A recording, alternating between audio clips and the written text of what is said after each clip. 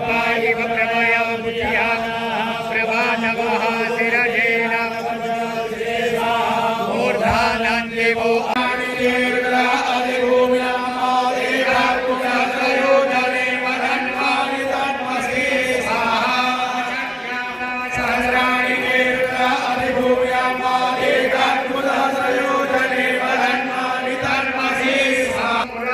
त्रिपुरांतकारी भानो सजे भूमि तुलो बुधस्सा वृक्षयुक्तस्य गिरावके तमः सर्वे ग्रहाशांति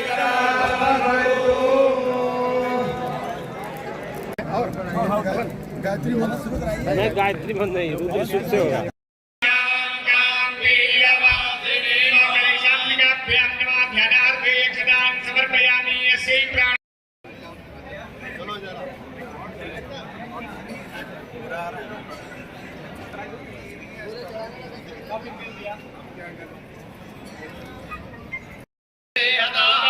दर्शयामि हस्तप्रज्ञाननं नैवेद्यं अन्नपदेन स्यानोस्ते यानामि रवस्विनः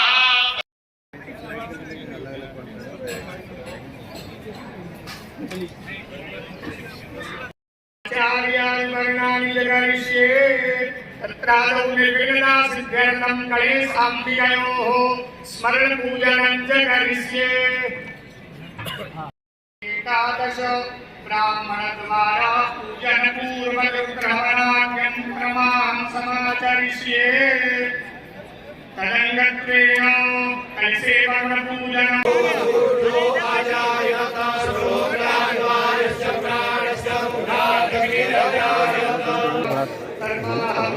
पूर्वसंकल्पितं उत्सवं कर्म इदं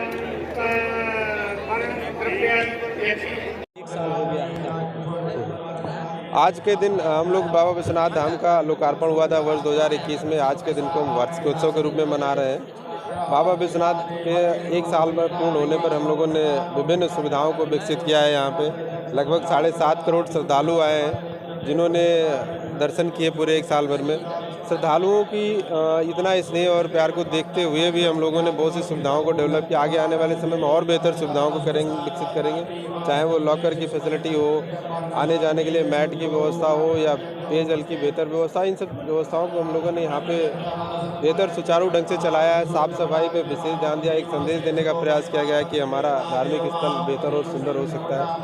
हम लोग जैसे जैसे श्रद्धालु जुड़ रहे हैं, हम लोग और उनको बेहतर सुविधाओं को विकसित कर रहे हैं। 1 साल पूरे हो गए हैं, कैसा लग रहा है आपको और क्या कुछ कहना चाहिए आज? अद्भुत। संपूर्ण विश्व में सनातन धर्म से जुड़े हुए जो भी व्यक्ति जहाँ भी है, शिव भक्त जहाँ भी है, वह आज गौरव की अनुभूति करता है कि आदरणीय प्रधानमंत्री जी ने एक संकल्प लिया और उस संकल्प को समय सीमा में आज से ठीक 1 साल पहले पूर्ण किया। श्री विश्वनाथ धाम का लोकार्पण हुआ और इस लोकार्पण के बाद अभी मुझे बताया गया कि पूरे उत्तर प्रदेश की, काशी की ही नहीं, पूरे उत्तर प्रदेश की अर्थव्यवस्था पर इसका बहुत बड़ा सकारात्मक प्रभाव पड़ा है।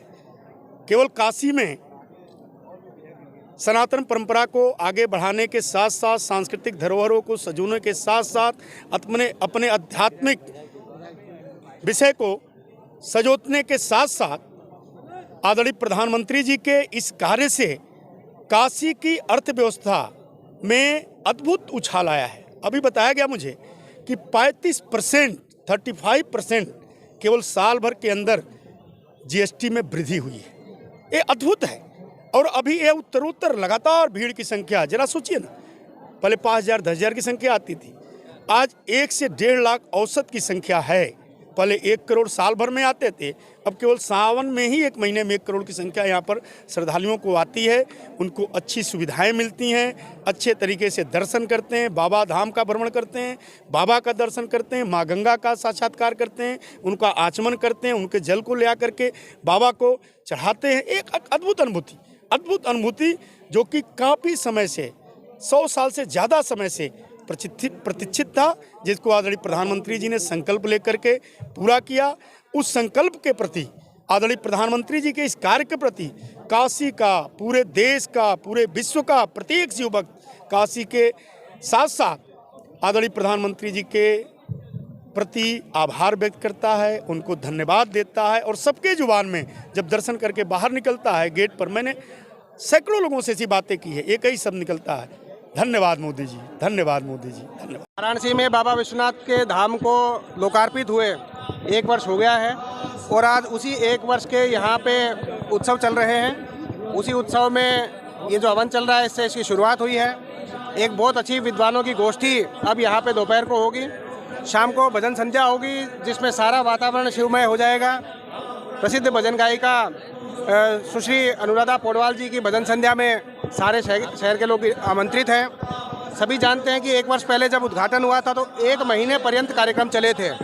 उसमें समाज के सारे लोग, काफ़ी शहरों के लोग यहाँ शामिल हुए थे।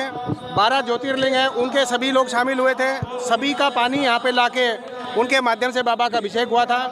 उसी की वर्षगांठ को मनाने के लिए ये परंपरा शुरू की गई है कि 1 वर्ष का जो वार्षिकोत्सव है ये भी हम बड़े धूमधाम से मनाएं।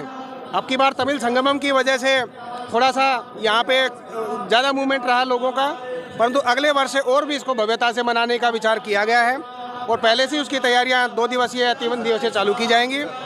1 वर्ष की मेहनत का परिणाम ये हुआ है कि श्रद्धालुओं का जो आकर्षण है बाबा के प्रति वो और ज़्यादा बढ़ा है। और जैसा आप पिछले 2-3 दिन से मीडिया में डाटा देख ही रहे हैं, 7.5 करोड़ से ज़्यादा लोगों ने पिछले 1 वर्ष में यहाँ के बाबा विश्वनाथ के दर्शन किए हैं। किसी भी धर्म स्थल पे ये संख्या में बड़ी अप्रत्याशित बढ़ोतरी जो होती है उसकी कैटेगरी में आती है। लगभग 500% के आसपास चढ़ावा या दान या लोगों का फुटफॉल ये साबित करता है कि लोगों में कितना आकर्षण था। और जैसे ही ये धाम का कार्य पूरा हुआ, वो आकर्षित लोग इसके दर्शन करने के लिए पहले ही साल में चले आए। और भी इसको भव्य बनाने का कार्य चालू है। जैसा आप देख रहे हैं, जो अलग अलग बिल्डिंग्स हैं वो सारी 2-3 महीने में चालू हो जाएंगी। यहाँ वैदिक केंद्र में अलग अलग आध्यात्मिक या योगा स्पिरिचुअल जो है वो साधनाएं और वो कोर्सेज शुरू होंगे। नीचे हमारे रेस्टोरेंट, फूड कैफ़े वगैरह जब चालू होगा और जब दोनों तरफ से 80 घाट से भी और रविदास पार से भी स्पेशलाइज्ड बोट यहाँ की वाटर टैक्सी के रूप में जब आनी शुरू होंगी तो और भी भव्यता से इसका प्रचार प्रसार होगा। कुछ और भी सुविधाएं डेवलप की जा रही हैं।